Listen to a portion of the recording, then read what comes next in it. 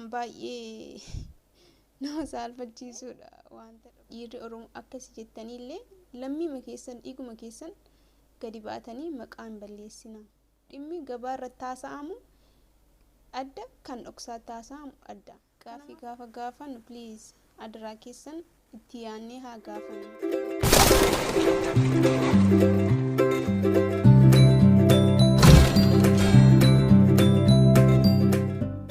Assalamu alaikum warahmatullahi wabarakatuh. Hordoftoonni sinaaftiyu baga nagaan dhuftanii arra viidiyoo kan biroo isiniif qabadhee dhufeera.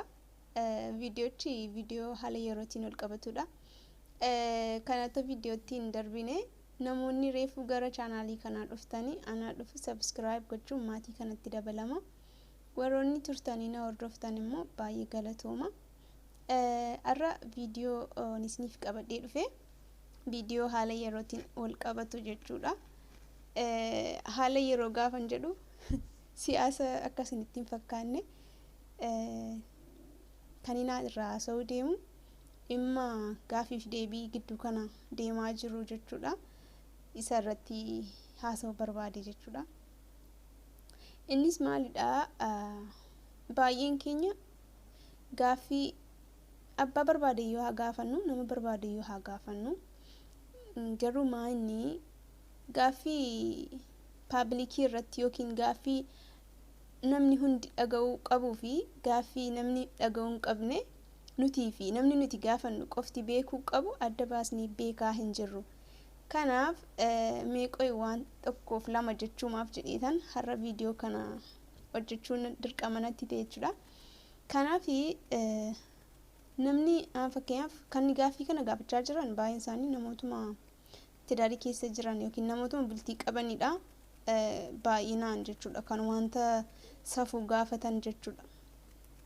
Gaafiin nama saalfachiisus jira. Gaafiin gosa garaagaraa jira akkuma beekamu. Kanaaf yeroo gaafii gaafannu itti yaannee gaafiin kun akkam jennee as qabnee achi qabnee ilaaleetitu gaafachuun irra jiraata.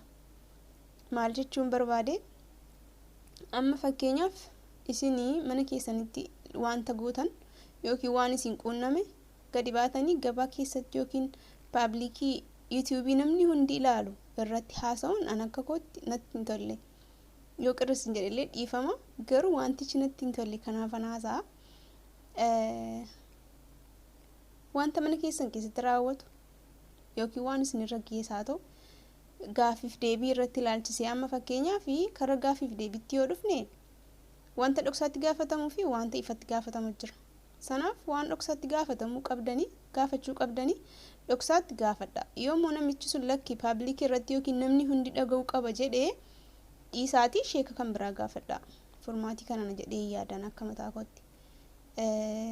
Malee gaafii gaafachuun waanuma fardiiti, waanuma aadii yaani rakkoon qabu. Gaafii namuun gaafata, abbaa fedhe gaafata, beekaan fedheyyuu gaafateetuma bare malee akkuma durayyuu kaasetti gaafii gaafa gaafannu please adaraa keessan itti yaannee haa gaafannu. Sheeka fedhees haa ta'u maal abbaa barbaade haa ta'u itti yaannee yoo gaafanne nuufillee sammuu keenyaafillee boqonnaa argata sammuun keenyallee.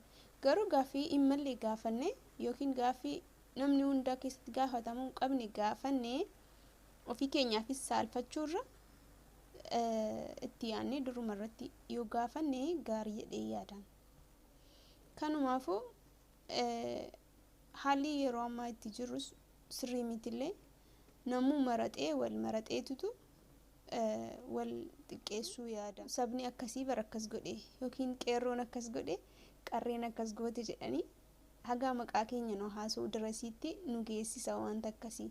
Haasaas immoo jira namni. Kanaaf maal qaba nuti Oromoon safuu qabna waan ta'eef akka safuu keenya sanatti yoo deemne maal ta'a waan jedhu irratti haasa'uuf jedhe silumayyuu ka'umsi koo kanuma ture. Haga isinii danda'ametti gaafii gaafachuu kan barbaaddan yoo ta'e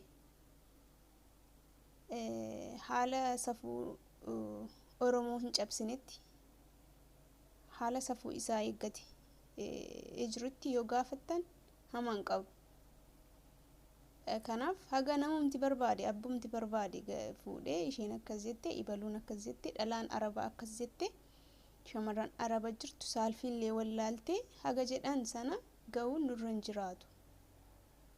hin jiraatu kanaaf itti yaadaatii adaraa keessan gaafii gaafa gaafannu likkiitti itti yaaduun nurra jiraata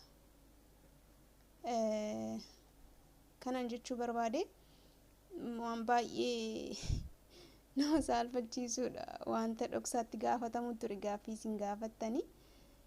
isin gaafattan waan dhoksaatti gaafatamu ture naaf hin galle akkamitti akkasinitti yaaddanii gaafattan hin beeku garuu lammaffaa akka nutti hin deebine wanti kuni akka namni qarree shamarran Oromoo yookiin dhiirri Oromoo akkas godhee jedhamee gadi baamee hin haasofne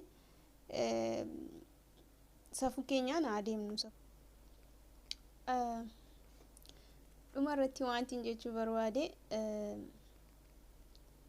sheeka gaafii gaafattan illee saalfachiistanii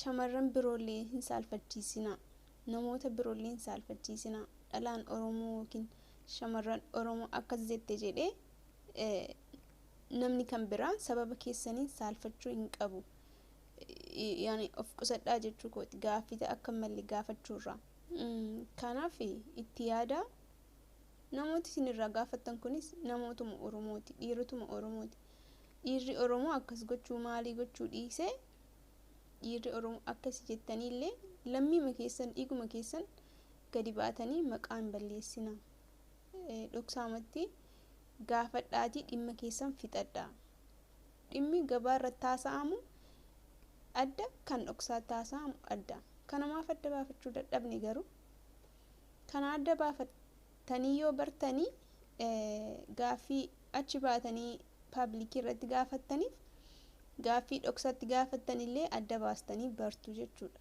kanaaf asirratti itti yaadaati of gaafadhaati gara gaafii gaafattanii deema malee akkasumatti ol kaatanii namuu gaafii gaafata wanta paablikii irratti yookiin nama hunda keessatti gaafatamuu hin qabne gaafattanii akkasumaanuu fuutanii waan hin taane keessa intinaan jedhin seenina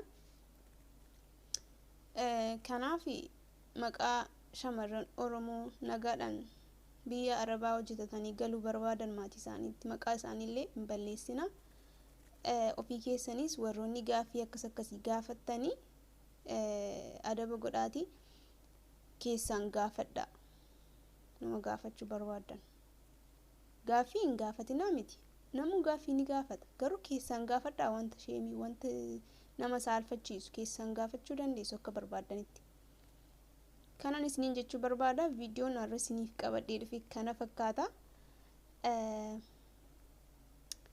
gara viidiyoo kan biraa agaa isiniif qabadhee walitti deebinu turtii gaarii isiniif haa ta'u waan na dhaggeeffattaniif galatooma baay baay